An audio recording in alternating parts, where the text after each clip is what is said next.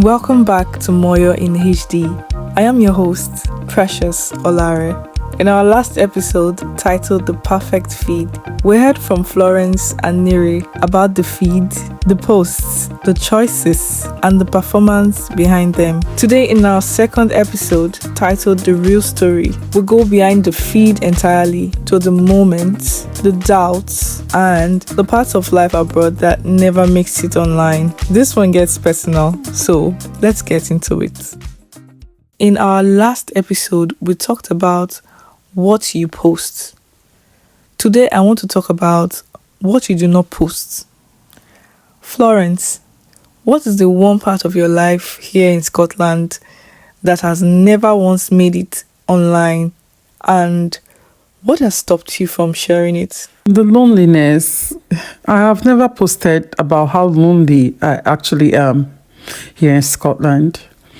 And I think what stops me is the worry of what people will think, which sounds very strange because loneliness is not something to be ashamed of. But when everybody back home thinks you're out there living and building a new life, admitting that you spend most of your evenings alone in your flat feels like you're doing something wrong. So I feel it's just better I keep it to myself. I just smile for the camera and I just keep it to myself. Loneliness is one of the most common experiences of being abroad, and nobody posts about it. What stays off your page, Nere? You're here for a while and things start happening for you and self-doubt start creeping in naturally. The self-doubts, these are days I genuinely sit and wonder if I actually belong here. I never post about stuff like that. People back home see the university name, they think everything is sorted out and stuff, but they don't see the days that I genuinely wonder if coming here was actually the right decision for me. Those sides of things, those are stuff I never post, but actually happens. Now, this next question, I want you to really think about it. Florence, think about a post that got a lot of likes or positive reactions.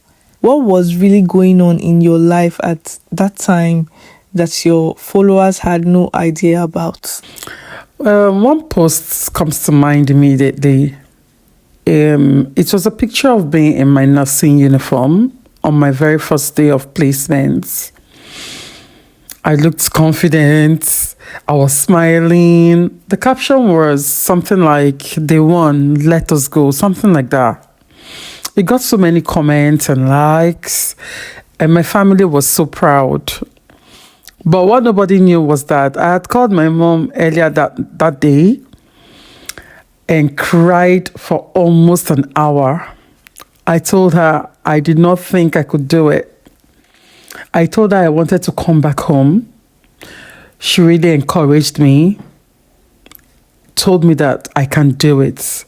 And I dried my eyes, put on my uniform, and then I took that picture. Nobody, not a single person who liked that post knew any of that. Nere, do you have a post like that? That would be when I posted about finishing my first semester. I posted a picture, a very nice picture with one caption. The caption said, "Grateful." I was smiling in the picture. It was a very nice picture at that. But 2 weeks before that post, I had been sitting in my academic advisor's office actually thinking about deferring. And it's just funny because the same person in the picture, but very different story.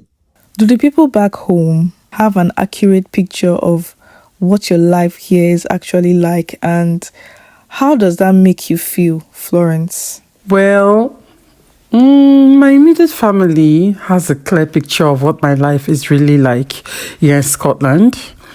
But most of my friends and acquaintances don't. They think I'm living the UK dream and having the time of my life because that's all they see online. What many people don't realize is that social media only captures moments, not the behind the scenes struggles, sacrifices, and loneliness. I choose to share just the good moments because I don't want my struggles to define me. Do the people back home know what it's really like for you, Neri? Well, my immediate family knows what it's like because I talk to them properly and we speak on things like this. But apart from them, everyone else just thinks I'm living the dream, you know.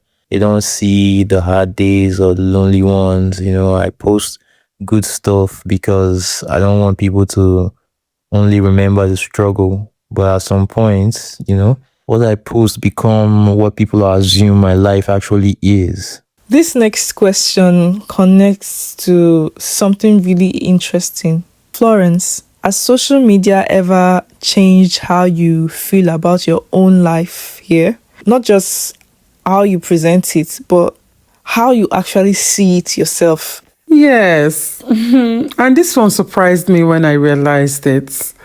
I was having a perfectly fine week. Nothing spectacular, but nothing terrible either. And then I went on Instagram and boom, I saw another Nigerian student posting about her weekend. She went to the highlands to like have some fun. And suddenly, my perfectly fine week felt like not enough. I had not gone anywhere since I moved to Scotland. I had not done anything particularly exciting. And before I saw that post, I was fine with that. But after seeing that post, I felt like I was falling behind somehow. I felt like I was not making the most of being here in Scotland. And that feeling actually came from a social media post. My actual week hadn't changed, but how I felt about it, yeah, changed drastically. Neri, has social media ever done that to you? Yes, definitely. And in a way I did not expect, actually. You know, I started thinking whether something was worth posting before I even decide to post it on social media or not. You know, if it was not going to look good, I would just not bother posting at all. That is like when I realized social media was not just showing my life anymore to people. You know, it was making decisions for me as well.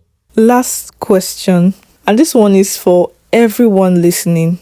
If you could say one thing to every international student who is scrolling through someone else's highlight reel, feeling like they are not enough, what would you tell them? Well, I would say stop for a second. Do you actually know what that person's life looks like when the camera is off? You don't. Nobody posts the hard days and nobody actually posts the doubts in their life. You know, what you're scrolling through is not someone's life, it's just highlights. You're enough and you're just not seeing the whole picture. Oh, well, I'll tell them that the person whose life they are envying is probably sitting exactly where they are right now, scrolling through someone else's highlight reel, feeling the same way. We're all performing for each other. And behind every perfect post is a person who is just figuring it out one day at a time. Yeah. You're not behind. You're not failing. You're just living the part that does not get posted. Thank you, Florence and Nere, genuinely. This was not an easy conversation to have, and I appreciate you both for being so open with me today. The gap between what we post and what we live is real, and talking about it honestly, like we did today, makes things feel a little lighter. If you heard something in this episode that felt familiar, send it to someone who needs to hear it. And remember, the life you are actually living is enough. You do not need to perform it to make it matter. Until next time, and there will be a next time, stay real.